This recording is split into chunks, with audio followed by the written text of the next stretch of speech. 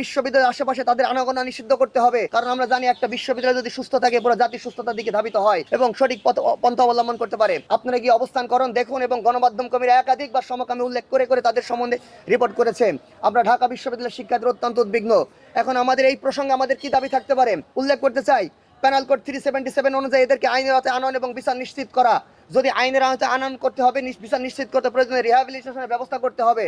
এবং এরা এতটাই অর্থাৎ ভাইরাসের মতো ছড়িয়ে পড়তেছে, তাদেরকে যদি পারতপক্ষে উন্নত যদি কোনো জায়গায় আমাদের যত দ্বীপ আছে, এই সমস্ত দ্বীপে হলেও তাদেরকে রিহ্যাব প্রতিষ্ঠা করে তাদেরকে চিকিৎসার ব্যবস্থা করা জরুরি। নতুবা সমাজের সামনে মিশে গেলে আমরা পরবর্তীতে বাঙালি জাতি বা বাংলাদেশি আমাদের জাতিসত্ত্বা বিনষ্ট হওয়ার সম্ভাবনা আছে।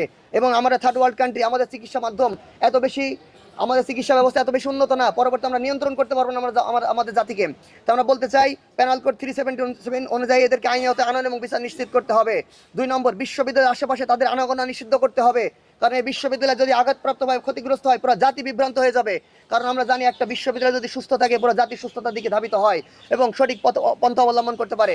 যদি একটা বিশ্ববিদ্যালয় ধ্বংস হয়ে যায়, অর্থাৎ জাতি শিক্ষা ব্যবস্থা ধ্বংস হয়ে যায়, এই জাতিকে আর কখনো মেইন স্ট্রিম বা মেইন ট্র্যাকে নিয়ে আসা সম্ভবপর হয় না। 3 নম্বর, বিশ্ববিদ্যালয় অভ্যন্তরে যারা এই অপরাধী চক্রকে সাহায্য করে, দেশ জাতীয় সমাজ বিধ্বংসী সিদ্ধান্ত করতে চায়, তাদেরকে শাস্তির আওতায় আনয়ন করতে হবে। আমরা বলতে চাই, গত কয়েকদিন আগে আপনারা দেখেছেন, আমরা যখন শাহবাগে অবস্থান করি, অনাকাঙ্ক্ষিত কারণে জনতার সাথে তাদের হাতাহাতি লাগতে পারে। এর অর্থ এই নয় যে আপনারা তাদেরকে সমর্থন করবেন। হ্যাঁ, এখানে আমরা উভয় পক্ষ পরবর্তীতে কমপ্লেন লেটার জমা দিয়েছি শাহবাগে, আইন সেটাকে পরিপূর্ণভাবে পর্যবেক্ষণে রেখেছে।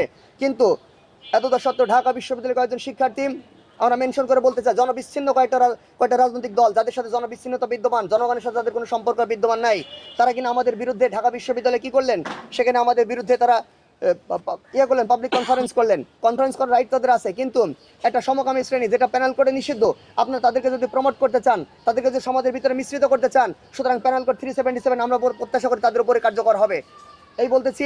এবং আপনাদের গণমাধ্যম কর্মীর মাধ্যম থেকে আমরা চাচ্ছি আগামীতে যেন এই সমকামী শ্রেণী ঢাকা বিশ্ববিদ্যালয়ের পাশে, ভিতরে এবং পার্শ্ববর্তী শাহবাগ এবং তার পাশাপাশি যেন তার অবস্থান গ্রহণ না করে, সরকার যেন এই বিষয়ে আশু সিদ্ধান্ত গ্রহণ করে।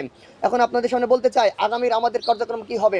আপনারা দেখছেন আগামীকাল শুক্রবারে তারা সেখানে সেই শাহবাগে আবার তারা প্রোগ্রাম কল করেছেন। আমরা আগামীকালকে কোনো প্রোগ্রাম সেখানে দেবো না, কোনো প্রোগ্রাম দেবো না। আমরা চাই না অনাকাঙ্ক্ষিত কোনো ঘটনা ঘটুক, জনতা আইন হাতে তুলে নিক। আমরা দেখবো কালকে প্রশাসন কি করে, 377 এক তারা গ্রহণ করে কিনা, 294 তারা প্যানেল করে অ্যাকসেপ্ট করে কিনা। এই 294 এবং 377 এর দিকে আমরা দৃষ্টিপাত করে আসি।